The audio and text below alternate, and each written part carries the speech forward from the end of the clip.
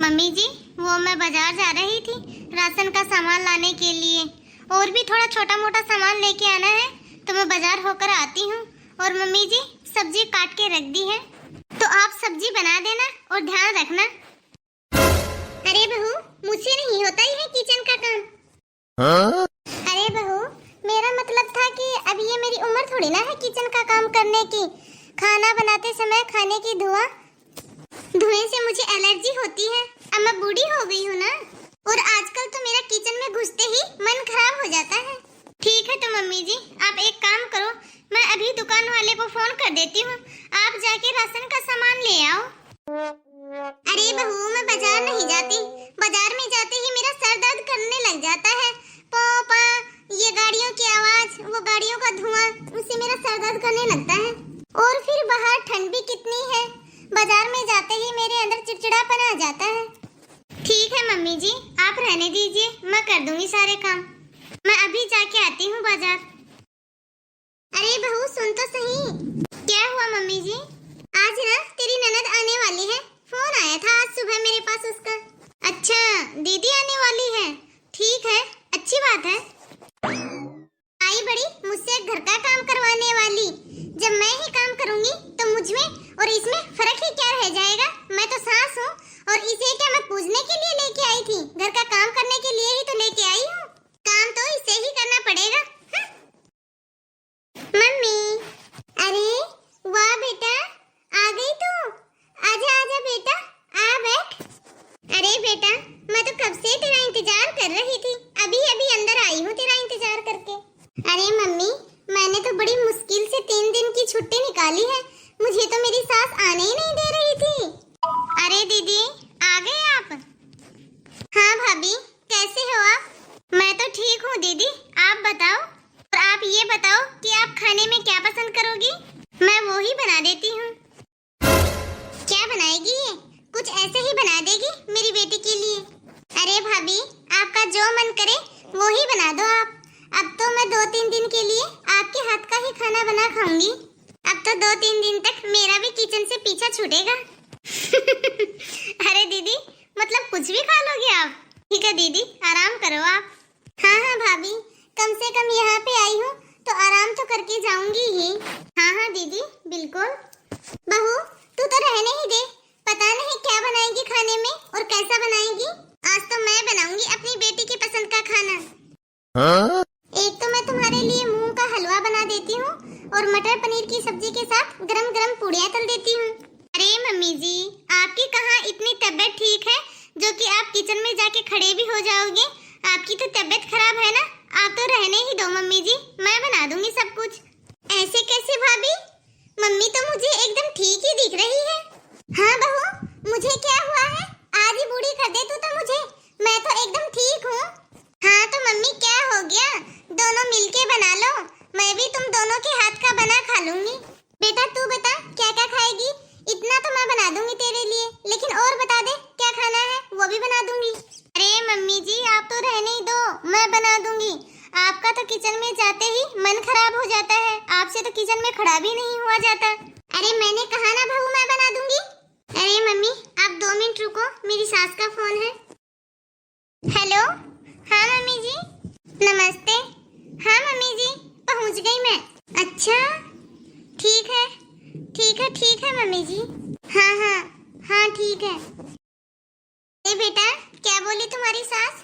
Mummy, मेरी सास बोल रही थी कि रहना था वो रह ली, अब शाम तक घर वापस आ जा, या फिर कल सुबह जल्दी आ जाना। पता है मम्मी, जब मैं ससुराल में होती हूँ तब तो मेरी सास बोलती है कि तुझे काम ही क्या है, घर में 2-4 ही तो काम है।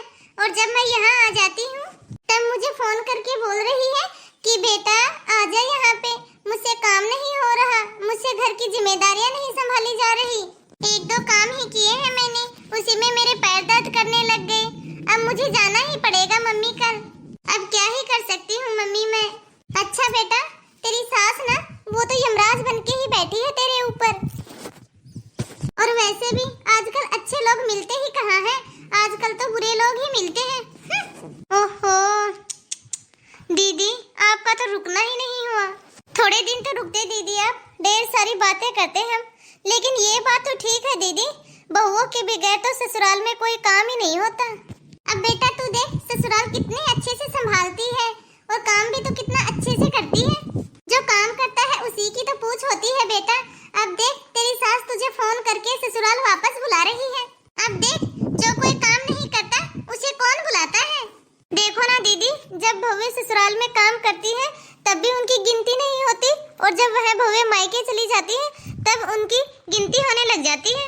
एक बहू तुझे जो बनाना है वो बना ले, हम तो दोनों माँ बेटी अभी बाजार जाते हैं। अब ये कल सुबह जल्दी ही चली जाएगी तो मैं अभी बाजार जाके इसे कपड़े लत्ते और बाकी का सारा सामान दिला के ले आती हूँ। खाली हाथ बेटी घर से जाएगी वो अच्छा थोड़ी ना लगेगा। ठीक है मम्मी, चलते हैं बाजार भी। अब पता नहीं मम्मी मेरा वापस कब आना होगा। अब मुझे तो लगता है नहीं कि मेरी सास मुझे यहाँ आने देगी। हाँ बहू, हमें ज्यादा नहीं तो 5-6 घंटे तो लग ही जाएंगे और हम थोड़ा इधर उधर घूम के भी आ जाएंगे। और तू है ना बहू, पीछे से घर का सारा काम देख लेना और खाना भी बना देना, ठीक है?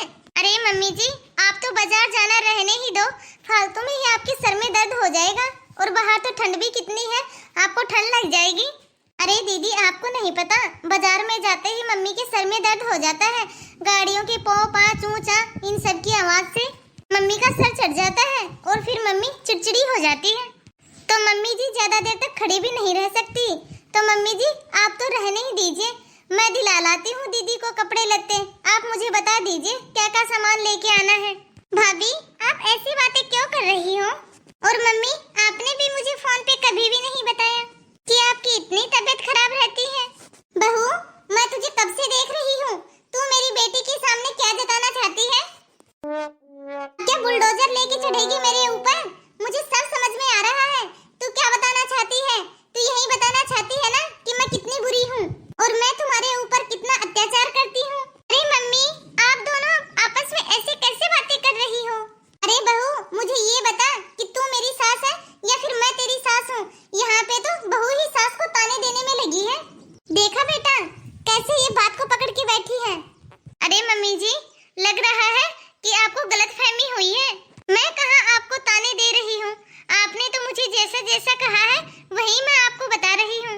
नहीं तो फिर कल को आप ही बोलोगी कि बहू को सब कुछ पता होते हुए भी मुझे रोका नहीं।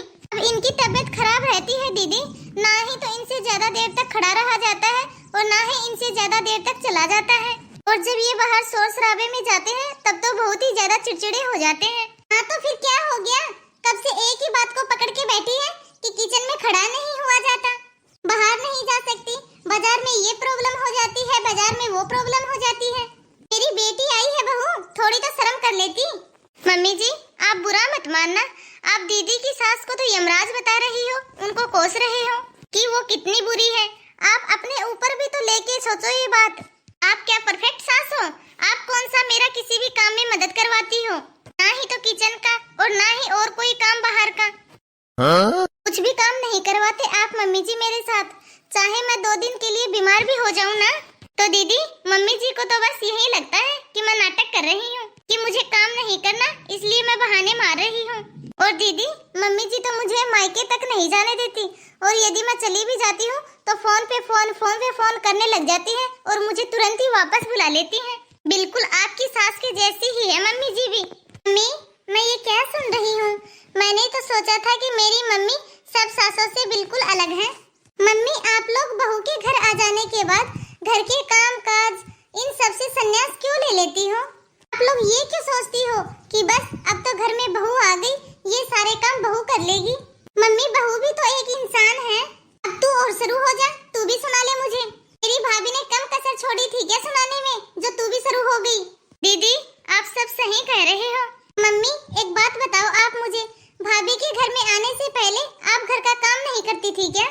अब देखो मम्मी बहू को लाने के लिए आपने कितना काम किया है, शादी में कितनी तैयारी की थी आपने, शादी में सारा काम संभाला है आपने, फिर आप ऐसा क्यों सोचती हो कि बस अब तो बहू आ गई, मुझे कोई भी काम नहीं करना? और एक मेरी सास जब मैं नहीं थी तब भी तो वो काम करती थी ना। अब देखो मेरे जाने के बाद बिल्कुल भी काम को हाथ नहीं लगाती है। पता नहीं सासें ऐसा क्यों करती है, सब कुछ बैठे बैठे चाहिए मेरी सास को तो। हाँ तो ऐसा ही होता है ससुराल में, सबके घरों में ऐसा ही होता है। जब मैं शादी करके आई थी ना तब मेरी सास भी घर के कोई भी काम को हाथ तक नहीं नहीं लगाती थी।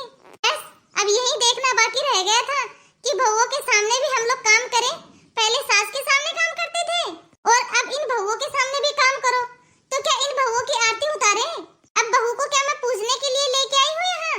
मम्मी, आप लोग ये क्यों नहीं सोचते कि ये तो बहू अब बनी है, पहले तो ये भी किसी की बेटी ही थी ना।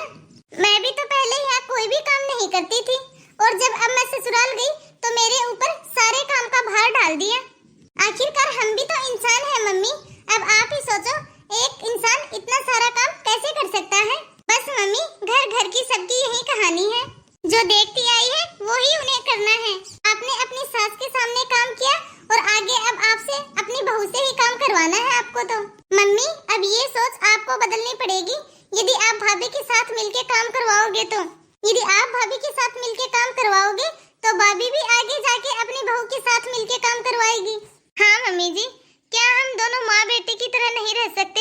यदि हम माँ बेटे की तरह रहें तो कितना अच्छा होगा। हम दोनों मिलके काम करेंगे तो कितना अच्छा रहेगा। हमारे बीच में तो रिश्ता बस सास और बहू का ही चलता रहता है। और मम्मी, यदि हम दोनों मिलजुल के काम करेंगे तो काम जल्दी खत्म होगा और हम दोनों को एक दूसरे को समझने का मौका मिलेगा, एक दूसरे के साथ बैठने का मौका मिलेगा और कितनी सारी खुशियाँ रहेंगी घर में। अब दीदी तो यहाँ रहती नहीं है, अब दीदी की तरह आप मुझे ही रखो ना मम्मी जी। हो सकता है कि आपको भी दीदी की कमी महसूस ना हो। हाँ मम्मी, भाभी बिल्कुल सही बोल रही है। इसी तरह भाभी को भी उनके घर वालों की कमी महसूस नहीं होगी। हाँ बेटा, हाँ बहू, तुम दोनों सही बोल रही हो। मैं भी वही करती जा रही थी जो कि मेरी सास मेरे साथ करती थी। उस समय मुझे भी कितनी तकलीफ होती थी, तो अभी तुम लोगों को भी कितनी तकलीफ हो रही होगी। मुझे माफ करना बहू, आज के बाद मैं तुम्हारे हर काम में हाथ बटाऊंगी। तो हाय दोस्तों, आप सभी को आज की हमारी यह कहानी कैसी लगी? यदि आपको हमारी यह कहानी अच्छी लगी हो तो इस वीडियो को ज़्यादा से ज़्यादा लाइक और शेयर करें। और यदि अभी तक आपने हमारे इस चैनल को सब्सक्राइब नहीं किया हो तो फटाफट से बेल आइकन दबाकर चैनल को सब्सक्राइब करें ताकि ऐसे ही मज़ेदार वीडियो आप तक पहुंचते रहें। तो बाय दोस्तों, अब मिलते हैं अगले वीडियो में।